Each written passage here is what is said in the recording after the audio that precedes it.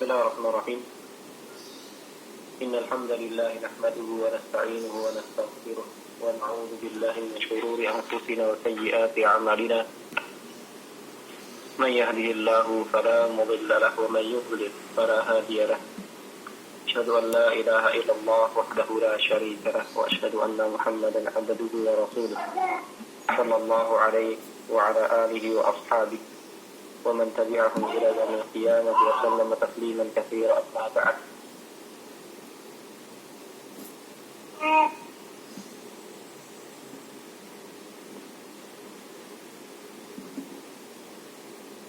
Setelah kita bahas pada pertemuan yang telah lalu hal-hal yang berkaitan dengan sifat wudu Rasulullah SAW, dan sebelum kita masuk dalam pokok pembahasan, telah kami sebutkan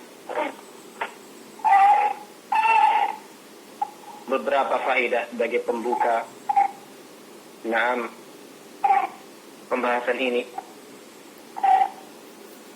Telah kami sebutkan beberapa fadilah wudu, yang bahwasanya wudu adalah salah satu penghapus dosa, bersama yang dosa-dosa tersebut, yaitu dosa kecil, akan keluar bersama dengan akhir tetesan air yang keluar dari anggota wudu. Dan juga disyaratkan di dalam al-wudu, dan yang merupakan rukun, yaitu niat untuk mengangkat hadas, baik wudu untuk sholat atau selainnya, karena niat adalah syarat seluruh amal, baik amal tersebut berupa tahar atau selainnya.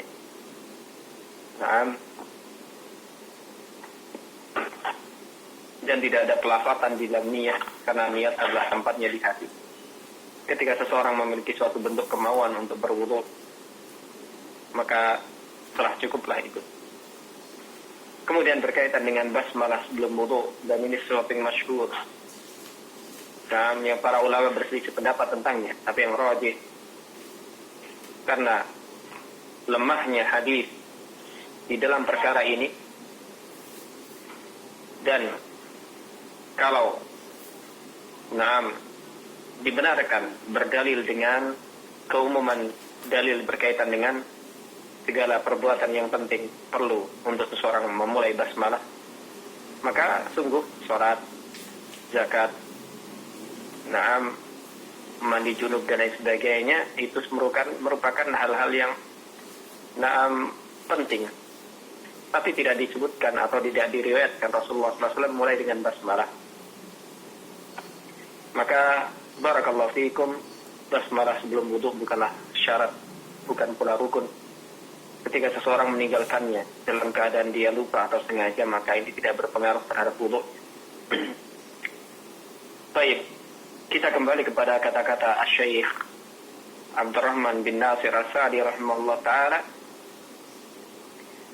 Kemudian beliau berkata setelah mengatakan basmalah, yaitu tsumma yaqulu bismillah, kemudian berkata bismillah, wa yaghsilu kaffaihi salasan, kemudian membasuh kedua telapak tangannya 3 kali.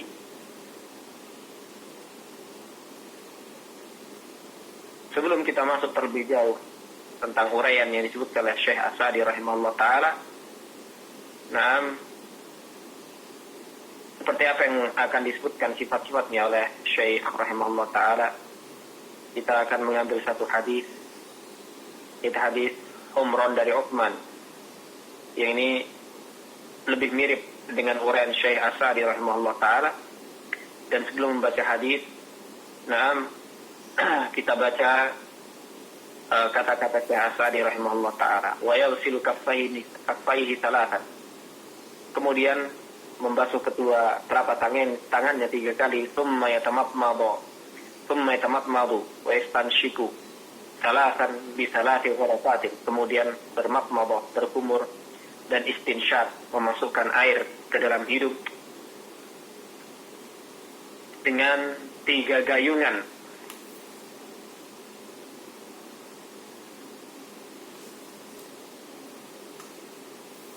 Thumma yaghsilu wajhahu thalathan, kemudian membasuh wajahnya 3 kali. Wa yadayhi ilal mirfaqaini thalatha, dan kedua tangannya sampai kepada kedua siku 3 kali. Wa yamsahu ra'sahu min muqaddami ra'sihi ila qafahu biyadayhi, thumma yu'iduhuma ila al-mahall alladhi bada'a minhu marratan wahidatan.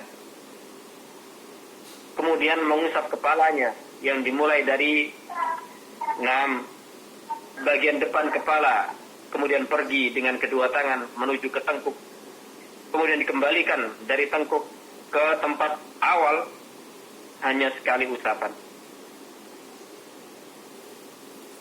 Kemudian berkata rahimahullah ta'ala, thumma yudkhilu sabbahatayhi fi simakhai udhunayhi wa yamsahu bi ibhamayhi zahirahuma. Kemudian memasukkan 2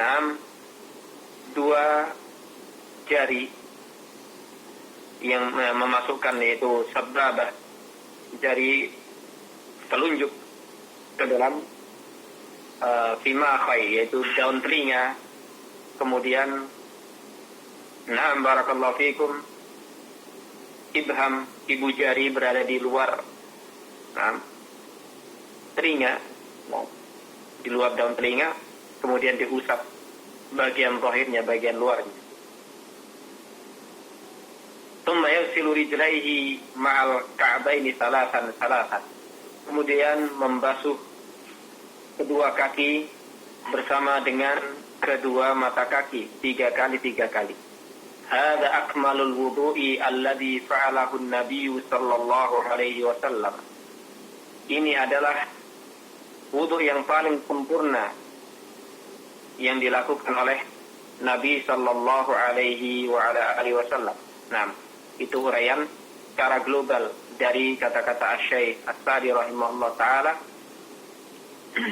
Dan kita kembali kepada poin yang ada di atas. Dan akan kita bahas per poin per poin di dalam permasalahan ini. Maka global apa yang disebutkan oleh As-Sa'di rahimahullah ta'ala itu tercantum dalam hadis Utsman radhiyallahu anhu. Dalam Sahihain dari Humran maula Utsman, annahu ra'a Utsman bin Affan ja'a bi'ina'in. Sesungguhnya dia melihat Utsman bin Affan memerintahkan untuk mendatangkan dengan bejana yang berisi air. Fa'afrawa ala kaffayhi 3 marratin. Kemudian membasuh kedua telapak tangannya 3 kali. Itu. Faghasalahuma thumma adkhala yaminahu fil ina'i. Kemudian beliau mencuci kedua telapak tangannya, kemudian memasukkan tangan kanannya ke dalam bejana. Ini adalah dalil uraian atau penjelasan Syekh As-Sa'di rahimahullah ta'ala setelah apa yang beliau katakan dari kata-kata mengucap basmalah dan hadisnya lemah. Beliau mengatakan wa yaghsilu kaffayhi 3 dan mencuci atau membasuh kedua telapak tangan 3 kali. Bagaimana dalam hadis Utsman radhiyallahu anhu, bahwasanya Utsman radhiyallahu anhu sebelum memulai wudu beliau mencuci kedua telapak tangan beliau. Baik, famadmada wastansyaqa, kemudian berkumur dan beristinsyak. Thumma ghasala wajhahu 3, kemudian membasuh wajahnya 3 kali. Wa yadayhi ilal marafiqi 3 marratin, dan kedua tangan sampai kepada siku 3 kali. Thumma masaha bi ra'si, kemudian Utsman mengusap kepalanya. Thumma ghasala rijlaihi 3 marratin. Kemudian beliau membasuh kedua kaki 3 kali ilal ka'bain, sampai kedua mata kaki. Tsumma qala, kemudian berkata Utsman radhiyallahu anhu, qala Rasulullah sallallahu alaihi wasallam, Rasulullah sallallahu alaihi wasallam bersabda, man tawadda'a nahwa wudu'i hadza, barang siapa yang berwudu seperti wudu'ku ini, tsumma shalla raka'ataini, kemudian dia salat 2 rakaat, la yuhditsu fihi ma nafsah, kemudian dia tidak berbicara pada kedua rakaat tersebut jiwanya, maksudnya jiwanya tidak terbesit sesuatu dari perkara-perkara dunia, ghufira lahu ma taqaddama min dzambi, maka akan diampuni yang telah lalu dari dosa-dosanya. Hadis muttafaqun alaih. Maka mencuci atau membasuh kedua tangan atau kedua telapak tangan sebelum wudu ini adalah termasuk dari sunnahnya wudu dengan kesepakatan para ulama. Barakallahu fiikum, kami ulangi faedah ini. Membasuh kedua telapak tangan 3 kali sebelum memulai wudu adalah termasuk dari sunnah wudu dengan kesepakatan para ulama. Tapi barakallahu fiikum, jika dalam keadaan dia tidak tidur malam, seperti tidur siang, atau ketika memulai wudu secara umum, maka disunnahkan untuk seseorang sebelum memulai wudu untuk mencuci atau membasuh kedua telapak tangannya sebelum memulai wudu. Berbeda halnya ketika seseorang bangun tidur malam, maka telah datang larangan dari Rasulullah SAW, dari hadisnya Abi Hurairah radhiyallahu anhu. Idza staiqadha ahadukum min naumihi fala yudkhil yadayhi fil ina'i fa innahu la yadri aina batat yaduh, atau kama qala sallallahu alaihi wasallam. Jadi barakallahu fikum, Rasulullah SAW mengatakan, jika salah seorang di antara kalian bangun dari tidur malamnya, mabit adalah tidur malam, maka janganlah, Rasulullah SAW melarang, janganlah seorang di antara kalian memasukkan tangannya ke dalam bejana sebelum mencucinya. Itu mencuci 3 kali. Karena dia tidak tahu di manakah tangannya bermalam. Maka Rasulullah SAW memberikan alasan, hikmah kenapa tidak diperbolehkan untuk memasukkan tangan secara langsung ke dalam bejana ketika bangun malam hari. Karena dikala itu manusia tidak di atas kesadarannya. Yang bisa jadi ketika tidur dia menyentuh kemaluannya.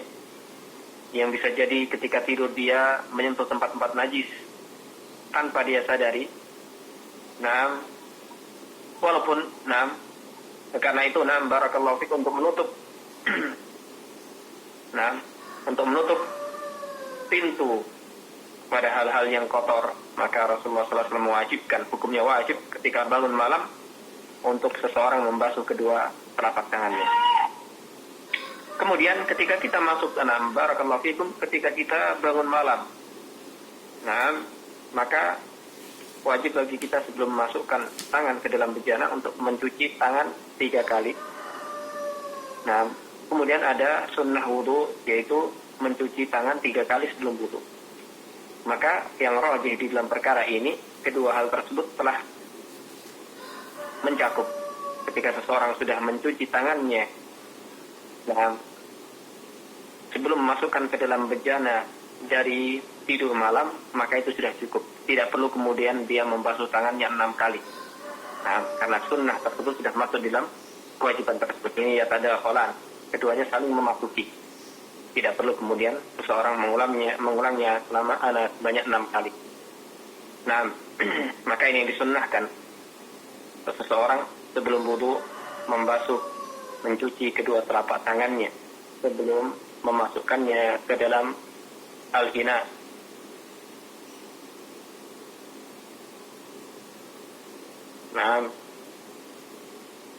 Maka barakallahu fikum, kemudian Utsman mengatakan summa adkhala yaminahu fil ina, kemudian memasukkan tangan kanannya ke dalam bejana. Jadi ini sifat wudu yang lebih sesuai sunnah. Seseorang membawa gayung atau membawa satu bejana, kemudian dia memasukkan tangannya ke dalam bejana tersebut. Walaupun mungkin kita sekarang dimudahkan dengan adanya keran dan lain sebagainya, ini bukan sesuatu yang terlarang, boleh. Akan tapi dari lebih sesuai dengan sunnah, maka seperti itu. walaupun melimpahnya air. Dan ini tentunya lebih menghemat air. Nah, lebih menghemat air. Ini menunjukkan begitu besarnya perhatian syariat ini terhadap al-iqtisad. Itu iqtisad adalah menghemat dan tidak menyanyiakan suatu harta. Di antaranya adalah air. Nah, jadi kalau saja seseorang ada keran tidak masalah ketika dia menggunakan keran, tapi dari sisi lebih sesuai dengan sunnahnya, maka dia dengan cara seperti itu, dengan menggayung, mencakup air dari tangan kanannya, kemudian dia lakukan satu persatu dari gerakan-gerakan wudu.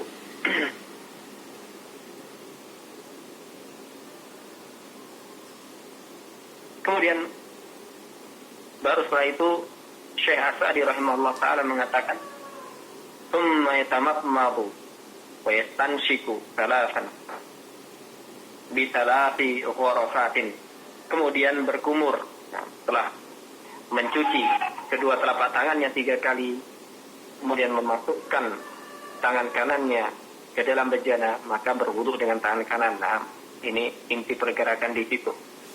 Kemudian isti'anah, sebagai pembantu adalah tangan kiri. Setelah itu baru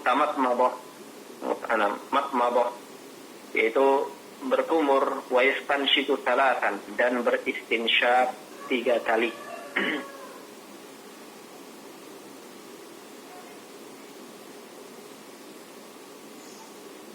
Dan istinsyak sesuatu yang ma'ruf, memasukkan atau menghirup air ke dalam hidung. Dan disunnahkan bagi seseorang yang melakukan istinsyak untuk mubalaghah. Apa itu mubalaghah? Mubalaghah untuk bersungguh-sungguh. Bukan hanya sekedar sedot, tapi dihirup dengan yang lebih kuat, walaupun bukan pada sesuatu yang sangat kuat. Nah, tapi dia usahakan untuk lebih bersungguh-sungguh, karena ini tentunya menyakitkan. Dan syariat ini tidak memberikan suatu paksaan, kecuali jika seseorang sudah terbiasa. Tapi barakallahu fikum, untuk seseorang lebih menguatkan istinsyak, kecuali jika dia berpuasa. Bagaimana dalam hadis Laqid bin Sabirah radhiyallahu anhu, Rasulullah SAW bersabda, "Asbighil wudu'a wa khallil bainal asabi wa barik fil istinsyaqi illa an takuna sha'iman." Diriwayatkan Imam Abu Daud. Naam, dan hadis ini hadis yang sahih, disebutkan oleh Syekh Muqbil bin Hadi Al-Wadi rahimahullah taala di dalam As-Sahih Musnad. Maka Rasulullah SAW dalam hadis ini mengatakan, "Asbighil wudu", atmim, sempurnakanlah wudu. Sempurnakanlah wudu, maka pada masing-masing anggota wudu untuk seseorang bersungguh-sungguh memberikan suatu bentuk kesempurnaan pada hak-haknya, dan tidak meninggalkan sedikit pun darinya, dari gerakan-gerakan yang wajib dan yang sunnah. Jadi ini bentuk dari menyempurnakan wudu, untuk seseorang bersungguh-sungguh menjaga gerakan wudunya dari awal sampai akhir. Baik yang wajib ataupun yang sunnah. Nah, termasuk sesuatu yang sunnah telah kita sebutkan tadi, yaitu membasuh 3 kali tangannya sebelum memulai wudu, walaupun jika seseorang langsung berkumur, ini bukan sesuatu yang terlarang dan tidak akan membatalkan wudu. Perintah Rasulullah SAW, "Asbighil wudu'a", sempurnakanlah wudu, "wa khallil bainal asabi'i", dan sela-sela antara jari jemari, "wa barik fil istinsyaqi", dan bersungguh-sungguhlah di dalam istinsyak, "illa an takuna sha'ima", kecuali jika engkau dalam keadaan berpuasa. Dan istinsyak, para ulama berbeda pendapat tentang apakah istinsyak ini wajib atau sunnah. Jadi apakah termasuk dari kewajiban wudu atau sunnah-sunnah wudu. Dan yang rajih, bahwasanya istinsyak adalah wajib. Istinsyak adalah wajib. Ini merupakan mazhab Abi Layla dan Ishaq bin Rahawai, dan ini pendapat yang masyhur dari Al-Imam Ahmad. dengan dalil firman Allah Subhanahu wa taala, "Faghsilu wujuhakum." Basuhlah wajah-wajah kalian. Sedangkan al-anfu, hidung termasuk dari wajah. Dan hadis-hadis yang banyak yang sahih, nah, dari sifat wudu Nabi sallallahu alaihi wasallam menunjukkan bahwasannya Rasulullah sallallahu alaihi wasallam senantiasa melakukan dan memerintahkan. Nah, seperti contohnya hadis Abi Hurairah radhiyallahu taala anhu, muttafaqun alaih, Rasulullah sallallahu alaihi wasallam bersabda, "Man tawadda'a falyastanfir." Barang siapa yang berwudu maka istinsarlah. Istinsar adalah mengeluarkan air dari hidung setelah dihirup. Setelah istinsar dilakukan istinsar. Maka ini saling melazimkan, saling mengharuskan. Ketika ada istinsar pasti ada istinsar. Maka Rasulullah SAW dalam hadis ini memerintahkan, barang siapa berwudu maka beristinsarlah. Nah, maka ini menunjukkan perintah hukum awalnya adalah wajib. Nah, dan ini merupakan mazhab Ahmad dan jamaah dari para ulama. Dan ini menyelisihi pendapat jumhur ulama yang mereka berpendapat istinsyaq adalah sesuatu yang sunnah. Nah, dan pendapat tentang wajibnya ini merupakan yang dirojihkan oleh Al-Bassam dalam Taisir Al-Lam dan Syekhuna Yahya bin Ali Al-Hajuri hafizallah ta'ala.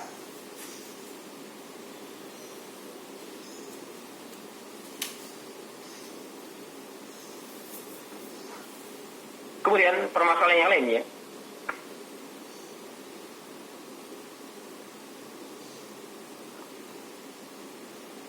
hal disyaratkan hal yushtaqu fil istinsari ayasta'ina bil yadi.